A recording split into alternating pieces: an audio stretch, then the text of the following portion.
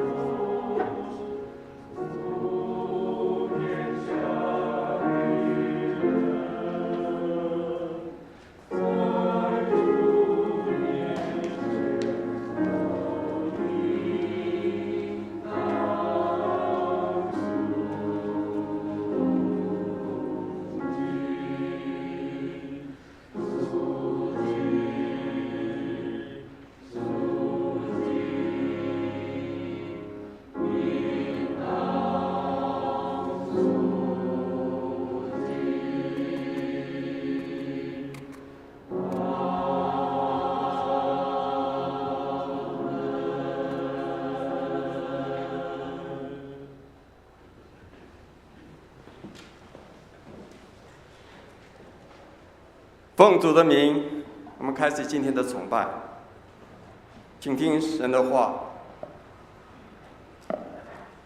耶和华我们的上帝啊，求你拯救我们，从外邦中招聚我们，我们好称赞你的圣名，以赞美你为夸胜。让我们一起来做个祷告。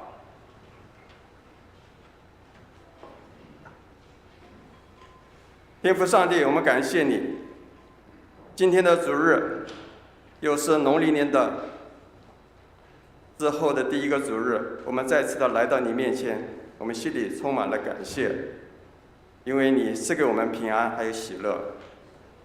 所以我们看到世界的局势充满了不确定性，有战乱、地震、洪流、饥荒。我们来到你面前，希望能够在你的主的里面有平静安稳。虽然我们常常遇到困难、忧伤，主啊，你的手仍然托住我们，安慰还有释放我们。主啊，我们也常常软弱，但主你总不丢弃我们。愿你大能的膀臂成为我们的扶持以及帮助，使我们可以靠你得胜有余，也帮助我们除去疑惑，存有一颗单纯的心、热诚的灵来敬拜你。求你使我们愿意遵照你的旨意行，因此我们的眼目就定睛在你的身上，明白你的心意，也使我们有一颗愿意的心，还有谦卑的心，以及顺服还有学习的灵，来装备我们自己，多做主工，荣神益人。也赐福教会的事工弟兄姐妹有一颗合一的心，彼此相爱，共同建立兴旺福音。赐福今天的崇拜从头到末了，我们感谢你，奉主耶稣基督名求的。而我们一起起立，我们来唱新灵粮诗选74首，这是天父世界。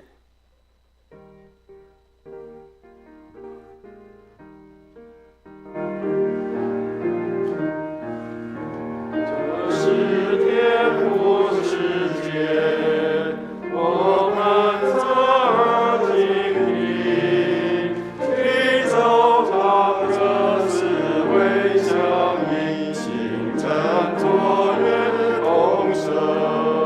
这是天父世界，我心满有安宁，我草树木穹苍弥漫，述说天父奇能。这是天父世界，君鸟我常记你，精神明了百花美丽，生命创造精神。这是天父世界，爱如今完全，风吹草生枝，他经我水出的平安言。这是天父世界，叫我不可遗忘。黑暗势力虽然张狂，天父却仍作王。这是天父世界，我心何必忧伤？天父是王，宇宙通常，他指望过万方。我们仍然站立，让我们用使徒信经来宣告我们的信仰。请，我信上帝，全能的父，创造天地的主。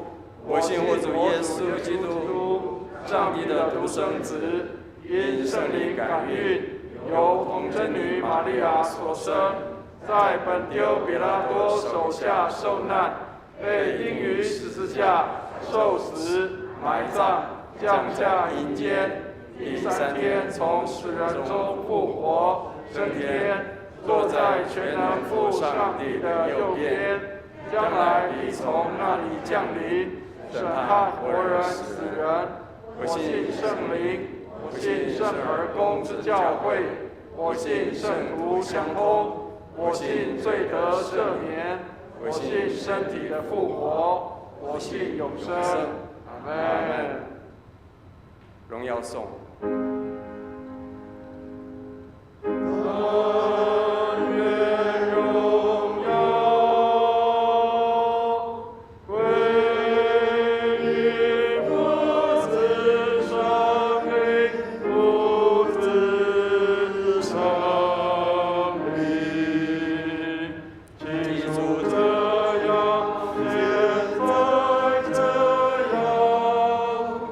以后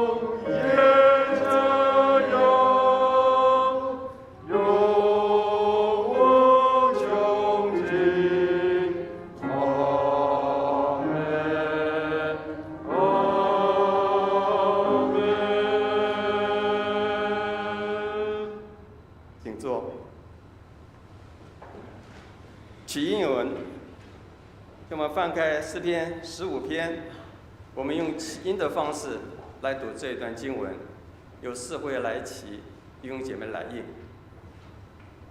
诗篇15篇第1节，耶和华，谁能寄居你的帐幕？谁能住在你的圣山？就是行为正直，做事公义，心里说实话的人。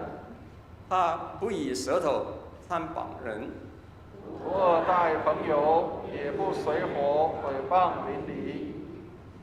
他眼中藐视匪类，却尊重那敬畏耶和华的人。他发了誓，虽然自己吃亏了，也不更改。我们一起来，他不以放在举例，不受贿赂，以害无辜。行这些事的人，必永不动摇。攻打，让我们一起来祷告。天父上帝，我们在这个时候，我们要为着神的国度，我们的宗派、同胞、肢体，要向你祷告，求主你来纪念。所以我们要为着中南半岛国家辽国祷告，愿基督的信仰能够进入他们的生活中，使他们的国家百姓能够认识基督信仰，得到救恩。我们要献上祷告。所以我们也要为着台湾卫理公会北一教区罗东卫理堂献上祷告，为李信正牧师，愿你祝福他们在当地所有的服事，奉献充足，教会在当地使更多的人悔改信主，使所有的传道同工身心健康，服事有力。所以我们也要为着台湾行政首长以及各级官员来祷告，求神赐给他们智慧，给这些执政掌权者，让他们能够秉公行义，做出正确的决定及政策，使国家人民因此得到蒙福。也为着台湾儿童以及青少年能够受到完善的知识教育以及美好的品格教育来祷告。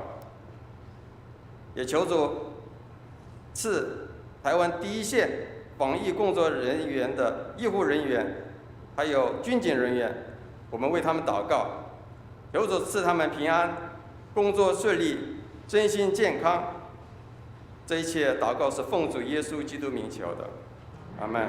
让我们一起用主祷文来祷告。在天上的父，愿都尊你的名为圣，愿你的国降临。愿你的旨意行在地上，如同行在天上。我们日用的饮食，今日赐给我们，免我们的债，如同我们免了人的债。不叫我们遇见试探，给我们脱离凶恶。因为国度、权力、荣耀，全是你的，直到永远。今课，我们要请荣基弟兄来为我们读今天的经课。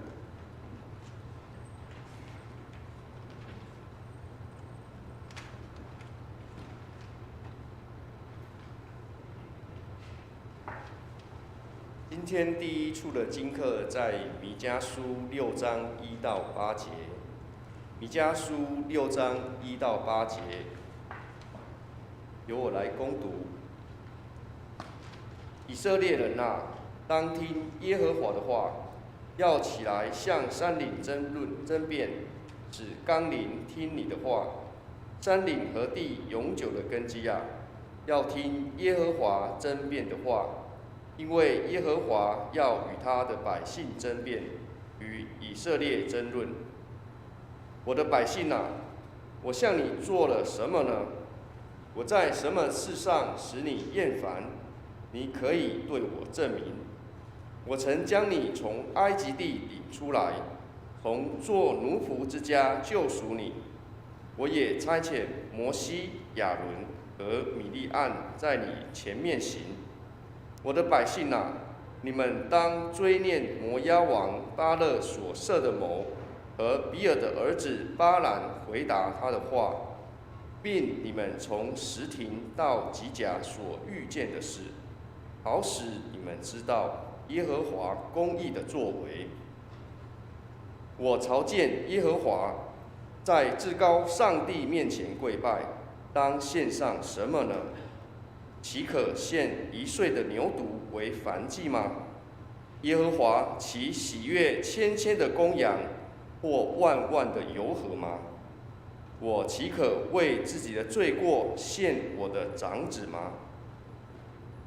为心中的罪恶献我身所生的吗？世人啊，耶和华已指示你何为善，他向你所要的是什么呢？只要你行公义，好怜悯，存谦卑的心，与你的上帝同行。第二处经课在哥林多前书1章18到31节。哥林多前书1章18到31节。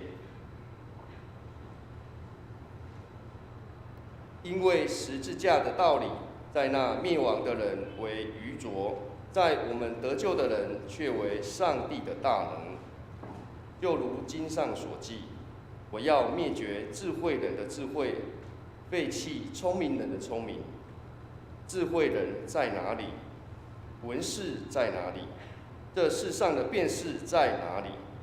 上帝岂不是叫这世上的智慧变成愚拙吗？世人凭自己的智慧，既不认识上帝，上帝就乐意用人所当作愚拙的道理，拯救那些信的人。这就是上帝的智慧了。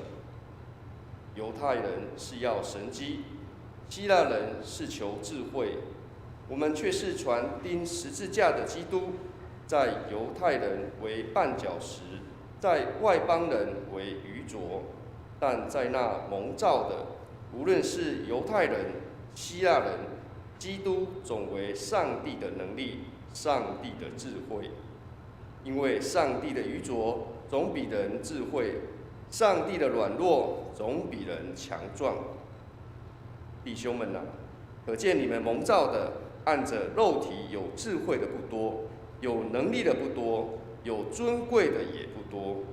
上帝却拣选了世上愚拙的，叫有智慧的羞愧；又拣选了世上软弱的，叫那强壮的羞愧。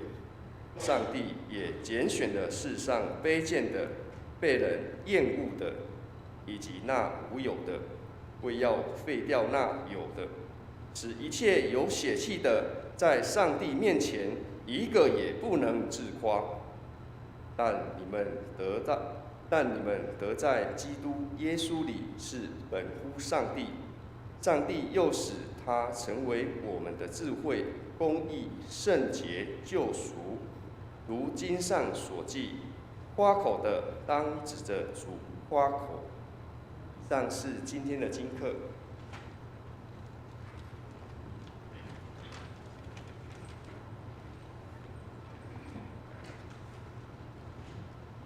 谢谢荣体弟兄的读经。今天的信息的经文是在约翰福音14章15节到31节。约翰福音14章15节到31节，有时会来读这段经文。第15节，你们若爱我，就必遵守我的命令。我要求父就另外赐给你们一位保惠师，叫他永远与你们同在，就是真理的圣灵，乃世人不能接受的，因为不见他，也不认识他。你们却认识他，因他常与你们同在，也要在你们里面。我不撇下你们为孤儿，我必到你们这里来。还有不多的时候，世人不再看见我，你们却看见我，因为我活着，你们也活着。到那日，你们就知道我在父里面，你们在我里面，我也在你们里面。21节，有了我的命令又遵守的，这人就是爱我的。爱我的必蒙我父爱他，我也要爱他，并且要向他显现。犹大问耶稣说：“主啊，为什么要向我们显现，不向世人显现呢？”耶稣回答说：“人若爱我，就必遵守我的道，我父也必爱他，并且我们要到他那里去，与他同住。不爱我的人就不遵守我的道。你们所听见的道，不是我的，乃是差我来之父的道。我还与你们同在的时候，已将这些话对你们说了。但保惠师，就是父因我的名所要差来的圣灵，他要将一切的事指教你们，并且要叫你们想起我对你们所说的一切话。我留下平安给你们，我要将我的平安赐给你们。我所赐的不像世人所赐的。你们心里不要忧愁，也不要短缺。你们听见我对你们说了，我去还要到你们这里来。你们若爱我，因我到父那里去，就必喜乐，因为父是比我大。现在在事情还没有成就，我预先告诉你们，叫你们到事情成就的时候就可以信。以后我不再和你们多说话，因为这世界的王将到，他在我里面是毫无所有的。但要叫世人知道我爱父，并且父怎样吩咐我，我就怎样行。起来，我们走吧。献诗，那个诗班献诗。今天要献的诗是耶和华我牧者。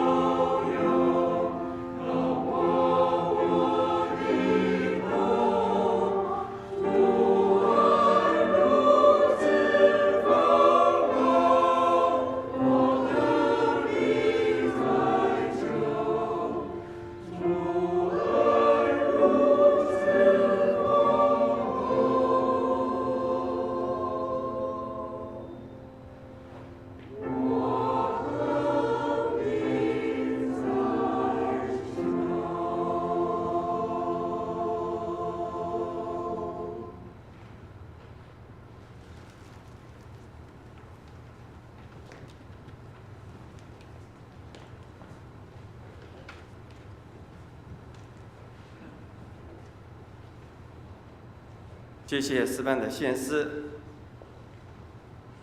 正道，我们请蔡义文牧师来为我们分享今天的信息，题目是圣灵保惠师。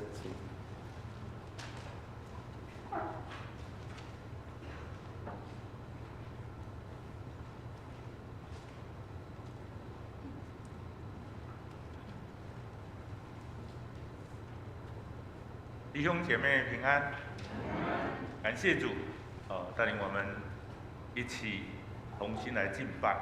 这几天天气比较冷，保守我们弟兄姐妹出入的平安，身体的健康，随时保暖。我们一起来祷告，主，我们献上感恩，带领在主你所定的圣日，我们众弟兄姐妹同心的敬拜，由圣灵引领。求主赐福，带领我们今天的敬拜从头到末了，求主你掌王权居首位，赐下生命的灵粮、生命的活水，好叫我们在基督里得着丰盛。求主引领，求主赐福，这样的仰望、感恩，奉靠耶稣基督得胜的名，阿门。过年期间我想我们众弟兄姐妹都有一个愉快的一个春节假期。那我们家在小年夜特别安排到教会来开一个全家福感谢一整年我们全家大小不管从哪个地方，从台北回来一切都平安感谢主的恩典，保守带领我们，也感受到主何等的爱我们。何等的爱我！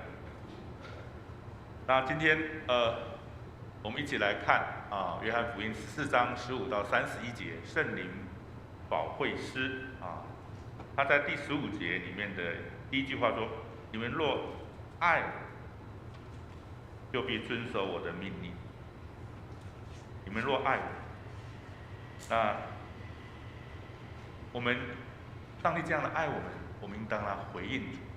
爱我们的主如何来做呢？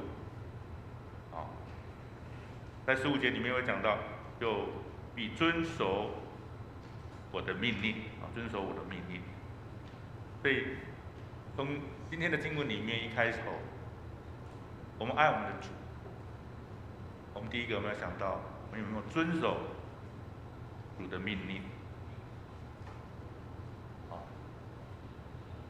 我们今天看约翰福音约翰福音这里面所记载的耶稣的教导当中最重要的一个教训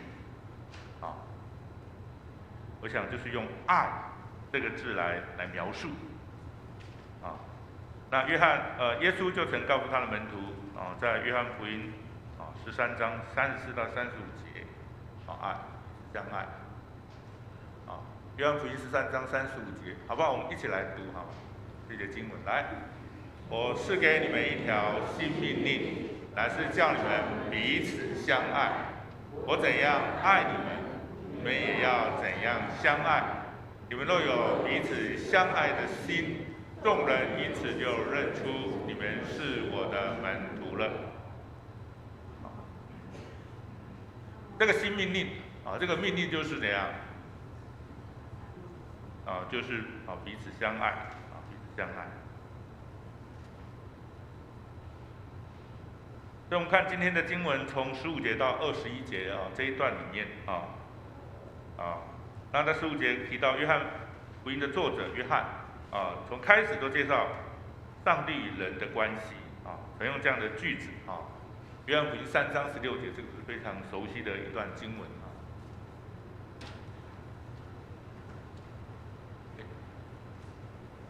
好，这段经文我们一起来读来，上帝爱世人，甚至将他的独生子赐给他们，叫一切信他的不是灭亡，反得永生。这里很清楚说明了耶稣到世界来的目的，就是表明上帝至高的爱至高的爱。耶稣用各样的方式让门徒们看到他的爱。那现在也同样提出这样的要求，希望门徒见证出他对他们的爱。耶稣要求门徒表达对他爱的方式，不是什么送礼物啊，安排谢师宴啊，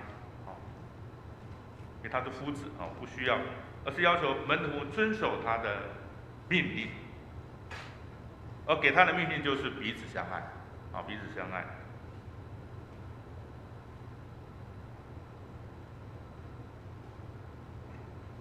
在16节可说是耶稣给门徒另一个新的应许，就是祈求上帝赏赐给门徒们一位保惠师一位保惠师这个字的原意是被招出来的人被呼召出来的人。如果用今天的话来说明，就是一个公社的一个辩护人，也就是在法院当中，不是自己找辩护律师，而是由政府代我找辩护律师，并且教导被告怎样来答辩。那这个字的另外一个意义也是替人解决问题的人。耶稣告诉门徒说，他会祈求上帝赏赐给门徒这样一个帮助者，永远和他们同在。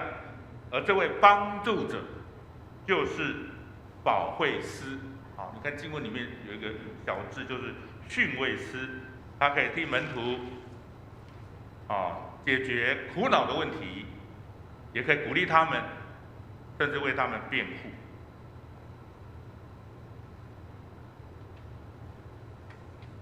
好，第17节，耶稣进一步说，这个保惠就是真理的圣灵。真理是指的上帝的话。耶稣让门徒知道，这位保惠师并不是随人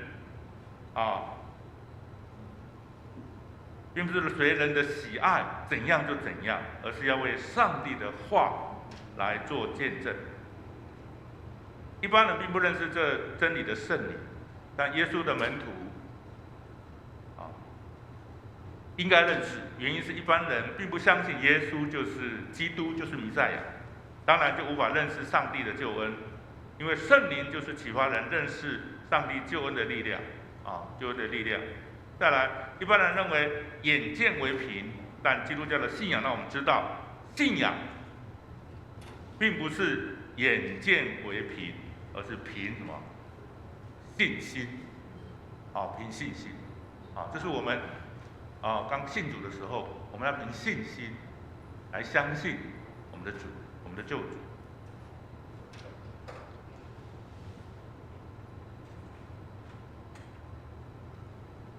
耶稣告诉他的门徒，这真理的圣灵将会和他们生命连接在一起，也是永远的相随。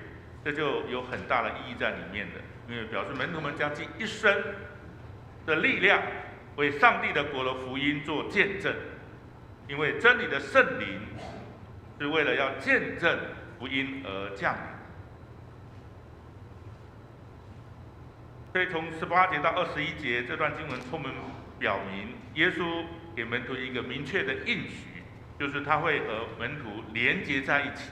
这连结生命的交织形成一个共同体，是合而为一，合而为一。18节这里耶稣指出了2件事情所以你看18节，其实他不会让门徒们好像是孤儿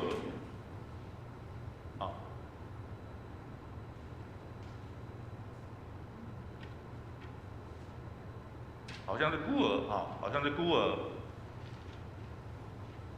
孤儿就是没有父亲的孩子，而这个字里面也会被当作贫穷来解释。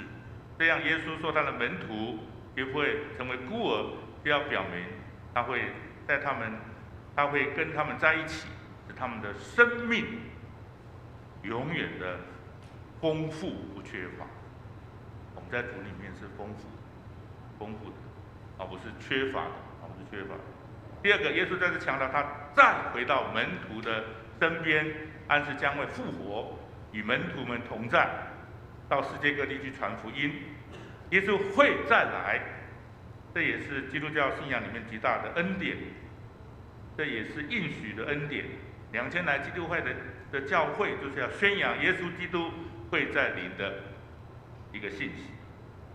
耶稣再来。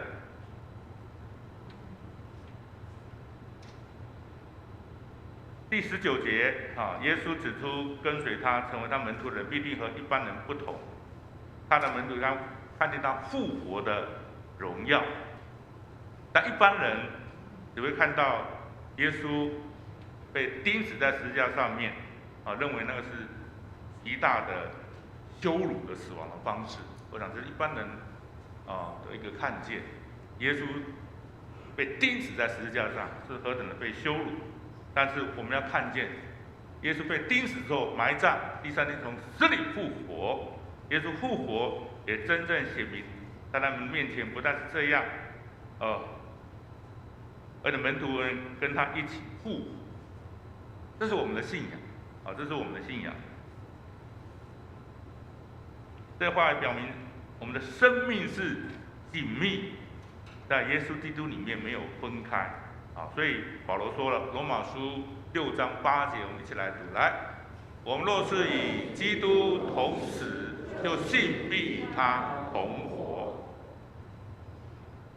还有更重要的，耶稣将门徒的关系提升到跟上帝来连接的关系，他将他与上帝合而为一、合一的关系延伸到门徒之间合而为一的关系，这就是保惠师的用意和目的。我们一样，我们是上帝的儿女，我们以圣父、圣子、圣灵我们是合而为一，在主里面在主里面。20节到那日，在旧约先知文献里面指的是上帝审判的日子，在新约通常是指的末日的来临。耶稣在这里对门徒说，此刻一到，就会明白他和门徒之间的生命是紧密的连接在一起。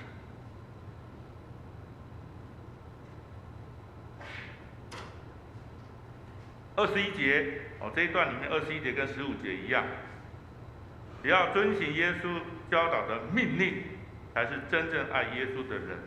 耶稣这样的教导使他说明一个中心的观念：爱耶稣的人就是爱上帝。会遵行圣经的教导，人们从他的生命中看到耶稣的同在，可以看到上帝所赏赐的生命的亮光。其实这个图我们刚信主的时候或者在传福音的时候都会拿出来跟他谈信仰、谈福音我觉得非常重要因为我常常带领一些慕道友来认识上帝我想不管你信主多少年之后，你都要回想一下你跟上帝的一个关系特别是遵守主的命令。我们爱我们的主，如何来爱？遵守他的命令，如何来遵守？遵守哪些命令？这些都是我们的信主的时候信了有些一些长辈就是说，你信了就好了啦，信了就好了。对，这个信了就好了。你信什么？耶稣是谁？你跟上帝的关系，我想这些都需要有一些基要真理的教导，让我们来明白，知道上帝爱我们，他在十字架上牺牲的大爱我们。那我们的回应呢？我们的爱耶稣，如何来爱耶稣？遵守上帝的命令，而上帝的命令一个很重要的就是爱的功课，爱的功课。我想这个爱的功课一生都学不完，一生都学不完。你只要见主面见主面，包括牧师也一样我们都有自己的缺点，如何来爱得下去吗？饶恕的爱我想这些都是让我们来学习的。一个很重要的，当我们领受上帝的话的时候，要遵守他的命令的时候，我们当要降服很多都是我们个人的主义非常的强，认为这就是这样子，但是我们真的要降服在上帝的旨意。所以这段经文里面从15节到21节里面带出爱上帝，遵守上帝的命令，相爱这个是我们讲是一生的功课，让我们来学习跟主的一个关系，特别是借着圣灵。真理的圣灵就是让我们去明白在圣经里面所教导我们，让我们愿意。当你明白了之后，你愿不愿意降服？这也是让一个很大的一个功课求主来帮助我们如何降服在主的旨意当中，如何让主居首位，如何让把主权交给主这是一生的功课。求神来帮助我们来学习。所以接下来我们从22节到26节这一段那遵行上帝的旨意，这可以说整本圣经的一个教导。如果看旧约圣经的话，就会发现其实经文当中都绕着一个中心的主题：遵行上帝的人就能够享受上帝所赏赐的一切的福气。这22节提到了犹大不是加利利犹大那第三个发问的门徒是，如果你看13、14节这里提到第三个发问的门徒犹大，不是卖耶稣的家人犹大在路加福音6章16节这里讲到雅各的儿子犹大他就是雅各的儿子犹大那在相近的经文里面，这犹大是第三个问在约翰福音13章36节，第一个问的是彼得，他问什么？问主往哪里去？他可以为主舍命，但是后来3次不认主这是他彼得14章8节，第二个问是腓利腓利问什么？将父显给我们看，我们就知足了我们知足了。他问了这个。今天的经文14章22节在这里犹大第三个问，这个犹大问耶稣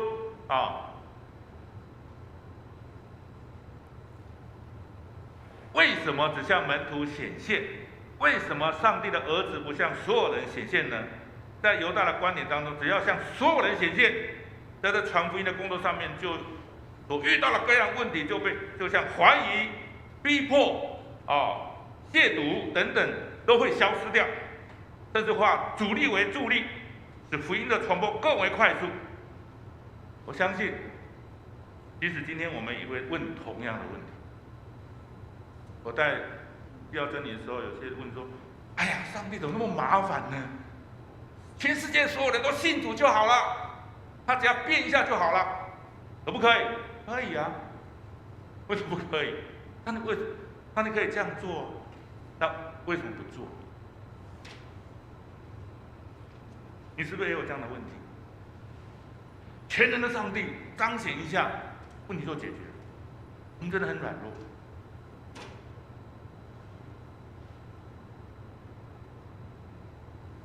这是一个机械式的一个做法机械式的说按个钮就全部好了，上帝不会做这个事情。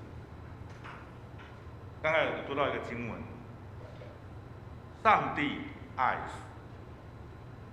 上帝用的方法，救赎的方法，拯救的方法是什么？是爱。哇，这就是上帝用的方法。我们人呢，好像用我们的一些方法来做。好像有一些果效，它的永恒在永恒里面。上帝要爱世上的人，所以我们一样要学习的主，用爱的方式，其他的方式都非常的后遗症，但爱的方式，爱的方式。好，所以接着23节向门徒显现23节，耶稣并没有直接回答问题，而是说了一个基本的认识，属于耶稣和属于上帝子民的人最基本的要件就是知道耶稣的命令，这个命令就是彼此相爱。换句话说，没有爱的地方看不见上帝，只有爱的地方才有上帝，因为上帝就是爱，也只有爱才能够使人和上帝之间的关系透过耶稣基督连接起来。24节跟23节相对的句子，没有爱就不会是属于耶稣门徒或者信徒。其实我们可以用另外一个方式来说法来讲，要表明耶稣建立教导这段经文，他就是告诉门徒他的命令或者教导，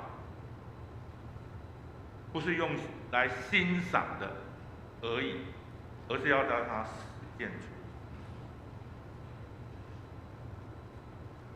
我想这些就是我们大部分门徒信徒们的一些问题。我们真的知道很多，但是我们能够去遵行，不实践出来，这是一个这是包括牧师在内一样，我们有自己的软弱，不完全，但我们愿意朝那个方向去。从25节开始，直到最后31节，读起来有最后遗言的一个意味。我们从我还与你们同住的时候，这里可以看得出来，这是耶稣简直抢时间来说话，他在表明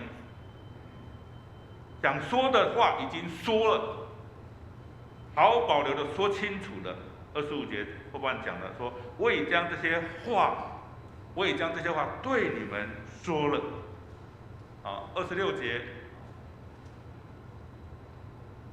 再次的提起保惠师来帮助门徒，他是真理的圣灵来帮助门徒们并且只是门徒们该做的事、该说的话。在这里，耶稣再次强调，圣灵会提醒门徒时刻记住耶稣教导他的话。耶稣会这样说，很可能门徒经常不明白他的教训有关。我想那时候门徒也是这样今天我们也是这样子需要被提醒、被教导，由圣灵来帮助我们想起上帝的话，遵行他的话。我们也可以这样说：因着基督的名的缘故，圣灵就是上帝将赏赐给他们最重要的礼物。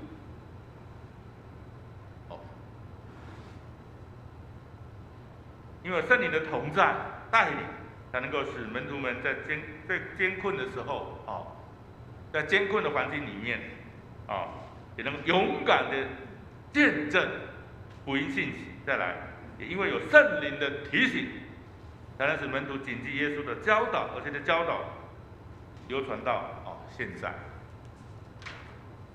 所以这一段我们来想一想这段经文带来的信息回应上帝在耶稣基督里拯救的爱，最好的方式就是遵照圣经的教导来行。过去在牧会常听到一些信徒问一个问题，不晓得你有没有这样的问题牧师，怎样的方式才是爱上帝？也有信徒这样说：牧师，我很爱上帝，可是上帝好像并不爱我。常常年轻人来告诉我，牧师，我想去神学院读书，献身当全职的传道人。我随时会问他为什么，对方给我的回答是这样：因为我要用这样的方式爱上帝。这些都是牧会以来经常遇到的问题，问得很实在，很有意思。现在我看到耶稣在约翰福音中一再的告诉我们，刚才读的约翰福音14章15节这里，你们若爱我，就必遵守我的命令，也就是他教导和劝勉。当耶稣在说教导时，其实并没有勉强我们去做那些不可能完成的工作，而是我们能力所及的，伸手就可以做得到的事。你愿不愿意？伸手可以做得到的事，你愿不愿意去做？一则非常熟悉的故事好撒玛利亚的一个故事这里在路加福音10章25到37节这一段里，撒玛利亚的故事记述一个撒玛利亚人的故事。这故事的背景是一个律法师要来问耶稣一个问题：老师，我该做什么才能够得到永恒的生命？这律法师对圣经的教导诫命非常的清楚，相当清楚。但是怎样？他欠缺什么？实际的行动。这正好是普遍共有的问题。于是耶稣讲了这一则在基督教会里面传述2000年之久的好撒玛利亚的比喻，比喻的中心点就是伸手去做你能力所及的事情。伸手去做能力的事情，怎样啊？譬如，这是譬如啊，当你去菜市场买菜，送孩子上学啊，到公园去运动，去搭捷运、公车，在你服务的职场里面，其实你可以将福音单张或教会的营会、晚会等活动的一个宣传单，就发给身边的人。不是叫你去传道，只是把这单张发出去。只要愿意将福音的信息活动传递出去，这就表示我们爱我们的上帝，对不对？回应上帝拣选的爱，很简单，啊，随手可以做。带我教导我的一位传道人。他在国外回来，他在车上都会预备福音单张。有一次坐他的车子，停车场的那个，他就一个警卫，他就拿单张给他，这样子，让我看见。有一次我在长庚医院去看望一位病人，为他祷告。就隔壁的一床的有一个看护，他听见了，过来说：“牧师，我过去是基督徒，但我现在不要这个信仰。”谈的时候就发现到说，他被另外一个基督徒给绊倒，真的很难过，他一直拒绝这个爱。他跟我说，好像很难，拒绝这个爱好像很难。我在那边，我就陪他，安慰他。有时候想到，有时候战场不是在外面，反而是在主内的人伤害。圣经里面相咬相吞，就很麻烦，都是来帮助我们。不管是主内的还是在外面，我想可能都会碰到。那就是帮助我们学习饶恕的功课，这很重要。因为伤害我们的人，我们真的因着主的缘故，因为主耶稣在十字架上为我们钉死，让我们学习愿意从主那边得力量，来饶恕的功课，不然过不去。就像刚刚那位一样，他是基督徒，他要否定这个信仰，是因为有人绊倒他，而是主内的。都是帮助我们，让我们就是在爱的功课里面来学习。我想，当我们一些朋友当有这样一些问题的时候，你愿意陪伴他？这也是随手可以做的事，做的事。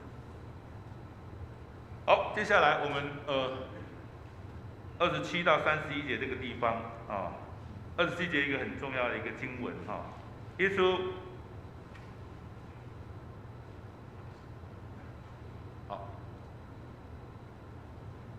即将离开门徒，回到天上父亲那边去，门徒们开始出现不安的现象耶稣深入了解人心里的意念，一直说出了这句相当特别的一个话语，27节，好不好？我们一起来读这一节经文。来，我留下平安给你们，我将我的平安赐给你们，我所赐的不像世人所赐的，你们心里不要忧愁，也不要胆怯。好，这里希腊语的平安指的是战争已经平息的，不会再恐惧生命即将面对死亡的威胁但耶稣世人所说平安，没有争端，没有苦难，没有重病等消极的一个信。但是耶稣所说的平安不是这个样子啊。世人所说的这个平安如同怎样，在庙那边所贴出来的国泰民安，风调雨顺好像在我们这个环境里面会听到这个国泰民安，风调雨顺，好不好？当然好啊，当然为什么不好？但这是世人的一个平安，世人的平安。但耶稣在这里所说的平安，并不是这个样子，是指的死亡的威胁也不会惧怕。这种平安，就希伯来语所说的shalom平安。这诗篇就是诗篇23篇里面所说的：我虽然行过死荫的幽谷，我虽然行过死荫的幽谷，也不怕遭害，因为你与我同在23。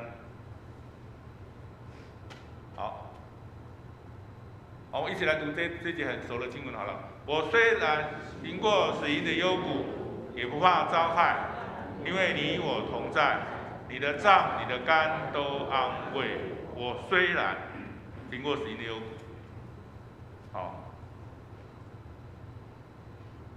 在但以理书里面有急祸不来，急祸不来。那个平安是主同在、上帝同在的平安，这非常重要，非常重要。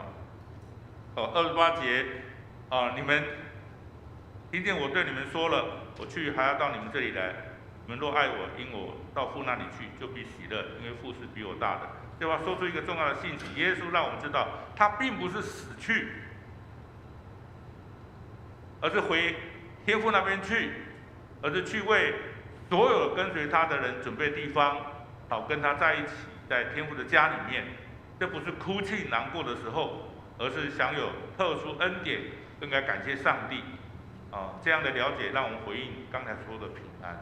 当然，我们在世上，我们亲人离去，当然会难过、悲伤的，会的，不舍的心，这是会的，人之常情。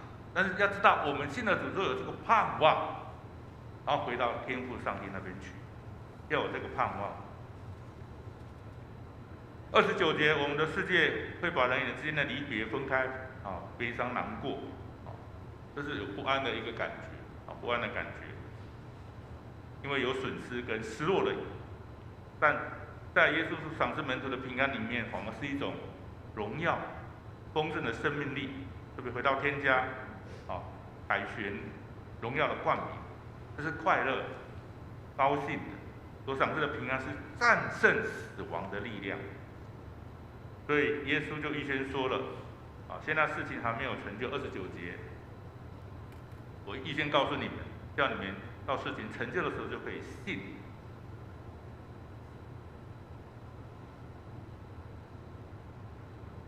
29节这里不是说到时候才来相信因为你已经相信了而是说到时候就已经应验了。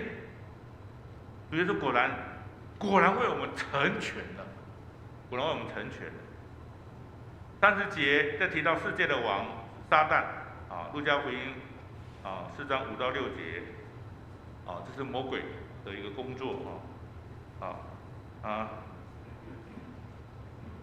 这记载了撒旦为诱惑耶稣说的话，在统治世界的权柄都属于他的。因此，耶稣说，因为这世界的王将到，意思就是说，只知道集权力利益一身，却不顺从上帝的旨意，统治者已经被撒旦控制了，就像犹大。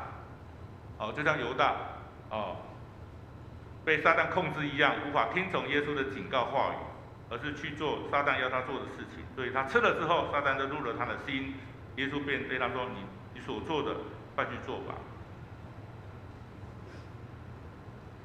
在31节这是整个经文的结语整个思想的中心就是遵照上帝的旨意行，任何人都必须这样，才能够得到永恒的生命。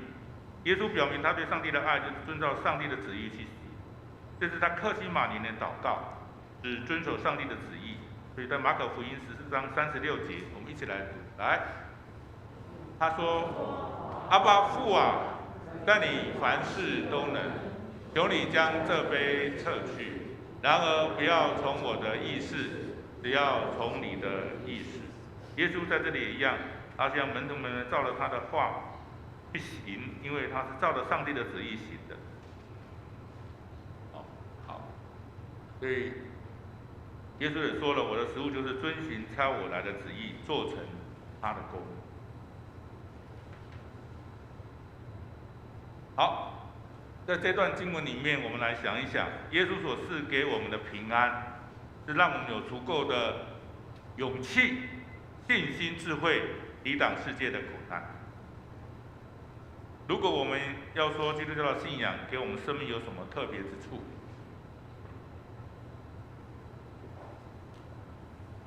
我们确实可以用简单的一句话来说，基督教的信仰对生命的价值认识跟一般的认识是不一样的。所以保罗就说了，《哥林多后书》5章16节。好，我们一起来读来。所以，我们从今以后不凭着外貌认人了，虽然凭着外貌认过基督，如今却不再这样认他了。有新的生命观，最能够具体显示出来，就是心里有真实的平安。我想这是非常重要的。当你信主之后，你从主那里来的，是可以得着平安的，是真正的平安的，真正的喜乐，这让我们去体会，是有，是凭着信心来相信，是有这样的平安喜乐。而不是这种平安喜乐，不是从事事顺利里面显示出来。你事事顺利的话会怎样？会产生什么？骄傲，太顺了，成功族，做什么事情都是完美的，这个都会带来一些问题。我们真正的平安从主那里得到真正的平安，而是从逆境中呈现出来的，不是事事顺利里面呈现出来，而是逆境当中呈现出来的。平安所带来的对生命的认识，同时也对生命有盼望。基督徒所以要获得心中的平安，是因为他知道有上帝在他身边与他同在，因为上帝是最好的帮助者，这是非常重要的一点。我们生活的世界可以一些世界可以令人感到忧虑的环境啊，就是过去美国副总统高尔到世界各地演讲，提醒全世界生态的改变，拍摄了一个影片，不愿面对的真相，不愿面对的真相。看过这个影片，令人很害怕，也让人感觉到，若再这样下去，人类不是等于自取灭亡。另外还有世界8大工业国 G8 的那个领袖们聚集在德国开会，同样一个议题，就二氧化碳排放量降到2003年的标准，原因是大家感觉到温室效应对地球环境的伤害，气温不断的升高，将会面临生态的浩劫。所以从世界各地传来的影片，看到生态改变、灾害，当然我们会担忧不安。这些问题。那身为一个基督徒，我们要怎么办？并不是要跟着这些焦虑不安的声音慌乱，我们要让我们与我们生活工作在一起的人感受到，因为有我们在他们身边，有沉着平安的感觉。原因是什么？原因是我们知道有上帝当我们生命的主，耶稣成我们生命的伴侣，我们不害怕，我们勇敢的面对苦难，不会逃避，也无法逃避，因为只有一个地球。因为我们要学习谦卑、认罪、悔改，只有这样才能够真正的以实际的行动来保护这个赖以生存的地球。这个地球是上帝给的。那我所信的主，他是创造的主，主与我们同在，碰到这些人类这些造成的这些灾害之后，我们需要跟他们一起慌张吗？不需要，因为我知道主与我们同在，从主那里得着平安。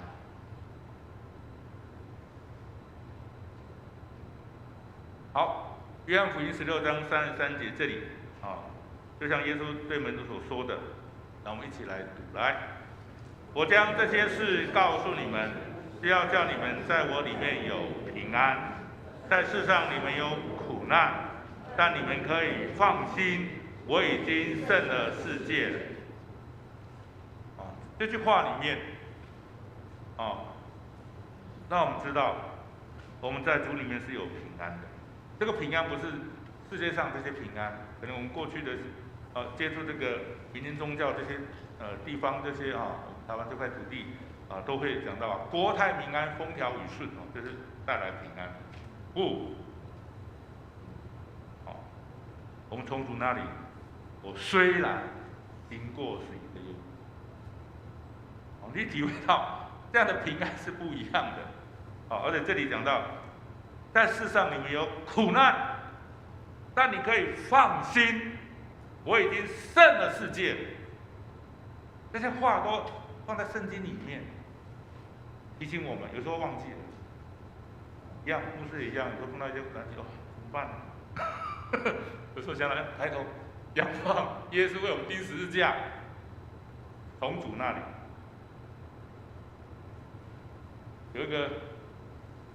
过去有个弟兄，他碰到了一些升学的问题，问了所有的人，但不问谁，就不问上帝。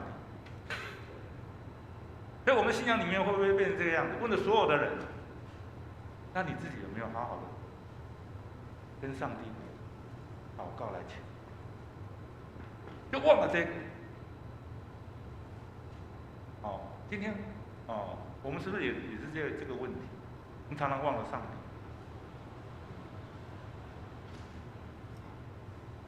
所以耶稣这样说，是因为他已经告诉我们，信靠他的人就是与他相连在一起。跟他相连在一起的人，等于是跟上帝相连。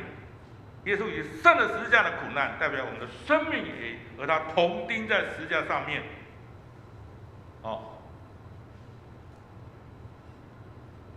使徒保罗告诉我们，与耶稣同死的人必定与他同活。就这段经文，来，我们一起来读。刚才有读过，来，我们若与基督同死，就信必与他同活。与主同复活，所以我们胜过世上一切苦难。我们有这样的盼望。感谢主借着这段的经文，也让我们再次的去反思我们的信仰，我们与主的关系。求神帮助我们，我们一起来祷告。主，我们献上感恩，带领我们众弟兄姐妹。虽然天气冷，但今天我们一起在主的殿中，我们一起领受主你的话语，主你将你的话赏赐给我们，好叫我们得着饱足，得着丰盛。主啊，你说在世上有苦难，但你叫我们放心，因为你已经胜了这个世界。主啊，感谢主的恩典，保守带领我们与主的关系。我们每天在主的话里面一起来领受、祷告、来读经，我们与主亲密。让我们碰到困难问题的时候，主啊，我们仰望主，求主带领我们。我虽然行过谁的幽谷，也不遭怕。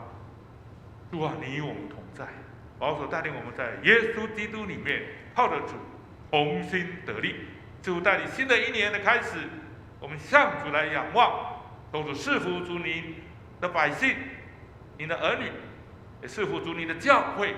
都在耶稣基督里面，因着主得着兴盛。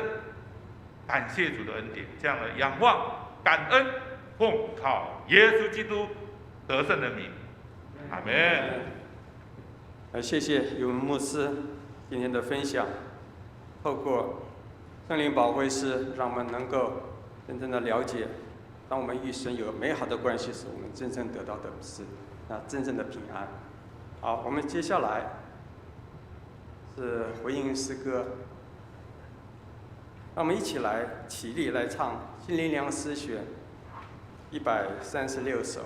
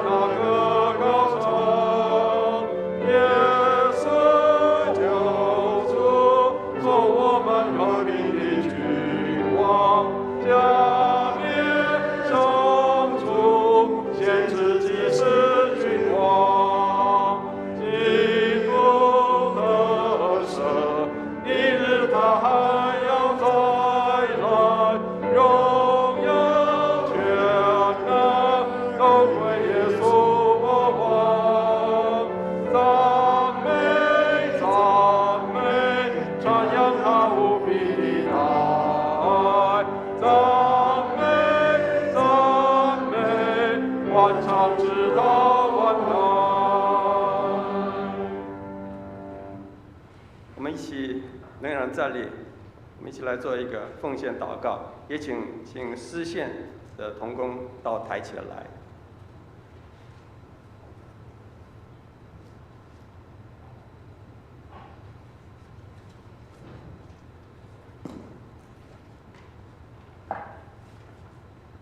天父上帝，我们谢谢你，你赐给我们丰富，让我们一无所缺。主啊，我们也感谢你。在主日，你让我们能够透过你的仆人，把美好的信息传扬给我们，让我们能够真的是靠着你的话，我们能够得胜。也求着你带领，让你所赐给我们的，我们现在要奉献一部分在你的面前，求你使用，也祝福每一位。谢谢你，祷告奉主耶稣基督名求。阿们。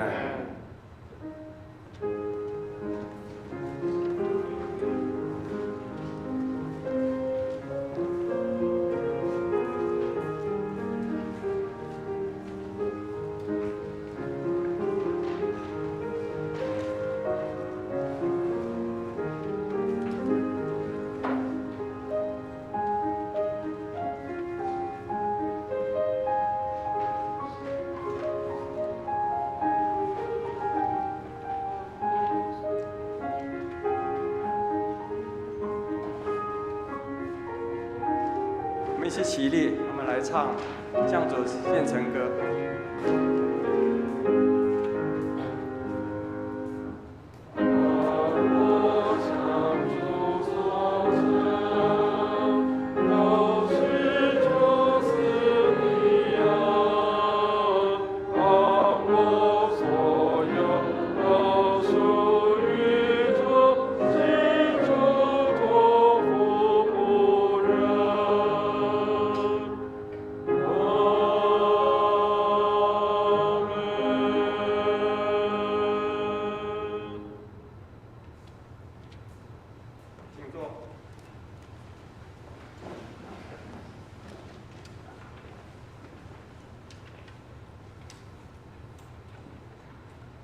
在一里，让我们一起来唱《我们成为一家人》。我们在唱第2节的时候，我们一起拱手问安。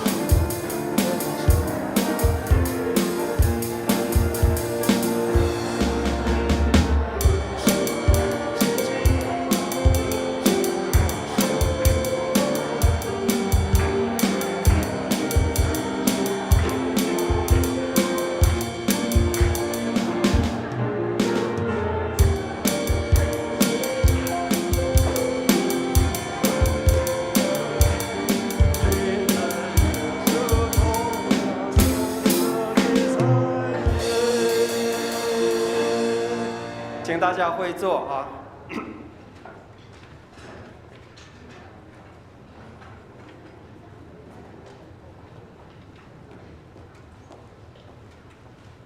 好，我们现在简单的报告一下教会的事工，还有我们的肢体消息。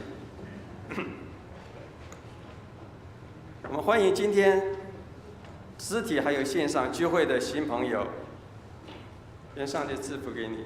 今天我们好像没有新的朋友。然后，教会在2023年的年历为马太年，那年度的目标是荣光之家，健康的教会，也期待高雄的荣光堂成为一个健康的教会。今天我们很谢谢一位牧师的证道。那因为今天是春节的第一个主日，那请弟兄姐妹互助新春蒙福。教会也有保留新春的这个红包袋。那如果是没有领取的，在聚会完了之后，请到办公室领取。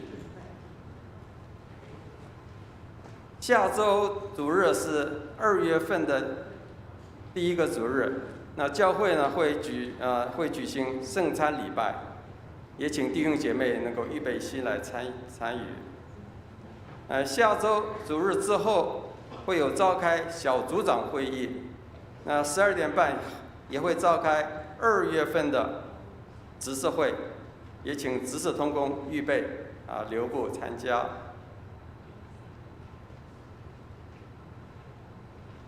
我们本堂的牧师蔡伟文牧师要在2月4号开始，每周六上午10点有举办的台语读经班这个读经班是为期是4周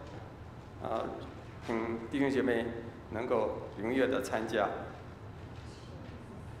然后第6，总会姐妹会在南区座谈会是在2月11号的上午10点那这个部分可能请姊妹会来注意一下。那下午2点呢是有召开牧子还有会友的座谈会地点是在高雄的卫理堂召开，请各会友领袖注意开会的时间。然后在112年的春季制服学院要开始报名了在本季有加开美学造型、幸福手作还有西点烘焙欢迎报名参加。另外就是我们教会有征求义工，有愿意参与主日后的这种巡视教会了，或者整理环境的以及一些3楼的那个消毒服侍者可以洽办公室。那我们也欢迎国高中生的加入。今天的主日结束之后，要请城主老师到201教室来开会的我的报告就到这里牧师有没有其他？弟兄姐妹，牧师这边做几个简单的报告。我们现在因为每天还是有2万多例的这个确诊所以我们虽然政府已经规定说不用强制喷酒精、戴口罩但是我们还是希望我们还是维持这个原来的样式当然我们成为一个习惯，因为目前还没有办法完全的根治这个病毒，所以我们还是期待弟兄姐妹，我们自发性的，不必要等政府的宣布，我们还是自己要维持住这个好的习惯所以请弟兄姐妹来到礼拜堂的时候，都还是一样，我们维持一个正常的这样的一个习惯，该喷酒精，或者是我们该要洗手或者是我们戴口罩，这样都是一个很好的方式。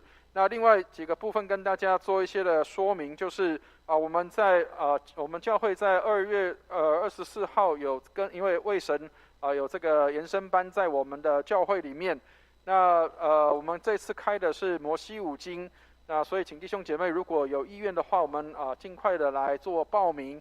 那按照神学院的规定是在这个招生期间如果有这个叫做愿意提早来报名的话，我们有早鸟的优惠他们说有早鸟的优惠，那大概是2个学分的话是2800块，等于等于1个学分是1400所以这是一个比较优惠的一个学分费。那也邀请大家能够来参加。如果我们期待对摩西五经有更多的认识跟了解的话，那各位知道犹太人他们其实从5岁开始识字，他们就要开始读摩西五经，一直到80岁都是要读摩西五经，每一天都读。对他们来说，读摩西五经就像每天来看新鲜的报纸一样，所以我们也学习他们怎么样去每天把上帝的话吃进在我们的心里面。好，那另外一个部分就是有关那个台语读经班因为我们的报名人数众多所以我们可能会改在副堂上课。原本是要在201上课，那现在已经超过大概15个人，我们可能要改在副堂上课了。所以请弟兄姐妹能够注意一下时间跟安排。那如果有意愿愿意参加的，也欢迎来读这个台语的读经。我们读经的内容是在这个登山宝训的内容里面所以我们可以透过读登山宝训的台语版，然后帮助我们能够对于圣经里面的一些比较早期的古台语的字，我们可以多一些的认识。那我知道我们华语堂有弟兄姐妹也有很多报名，不是只有台语堂所以感谢上帝，让我们可以彼此互相学习一些语言上的一些美的地方。那我们也请弟兄姐妹特别关注我们在祷告会跟这个主日崇拜，我们现在已经没有就是放这个主日的 PPT 在我们的这个电脑上面，或者是在我们的网络上面。我们期待弟兄姐妹就是在线上的，我们就按照线上的影片，然后在我们当中就跟着弟兄姐妹一起能够在这边一同的聚会。所以请弟兄姐妹特别的关心跟注意。那也为着我们在这个现在还是有很多的这个疫情的状况，还有一些弟兄姐妹年长的弟兄姐妹也在家庭当中休养所以我们请弟兄姐妹也关心，为我们的肢体消息当中的这些弟兄姐妹来关心跟祷告。那因为我们主日完之后会有一些就是也会有一些的需要整理跟清理的地方，所以我们需要义工。那我们期待弟兄姐妹把教会真的当自己的家，我相信我们会很勤奋的为自己的家来做一些的。那我们也期待弟兄姐妹能够看到教会是上帝的家，也是我们的属灵的家。我们不必要这个就是被强迫要求，如果我们可以自愿，那我们请弟兄姐妹能够来协助帮助，在教会的后续的清洁工作上面也能够有来参与以上的报告，谢谢。我们一起起立来唱三一颂。普天之下，万国闻名，齐声赞美父子圣灵，三位一体，同荣同尊，温柔之约，万福之恩。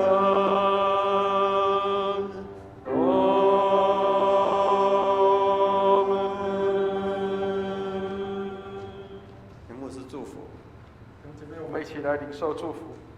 慈悲怜悯爱我们的天父，愿你将火热的心赏赐给我们，让我们能够心中火热，常常服侍主。在新的一年开始的时候，使我们带着圣灵的大能，单单传讲基督，依靠圣灵的能力，让我们继续的往前行，使我们成为一个健康的教会，来荣耀主的圣名。愿我主耶稣基督的恩惠、天父上帝的慈爱、圣灵的感动与交通，常与我们众人同在，从今时直到永永远远。阿门。阿门颂。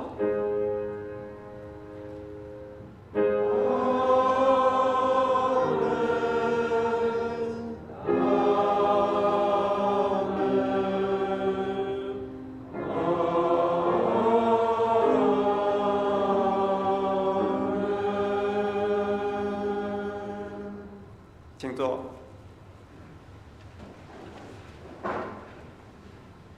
订阅在订阅中，请为今天的肢体消息还有教会的事工来代祷。有病痛的、忧伤的弟兄姐妹，也欢迎来电，或者是来到台前，牧师会为你们祷告。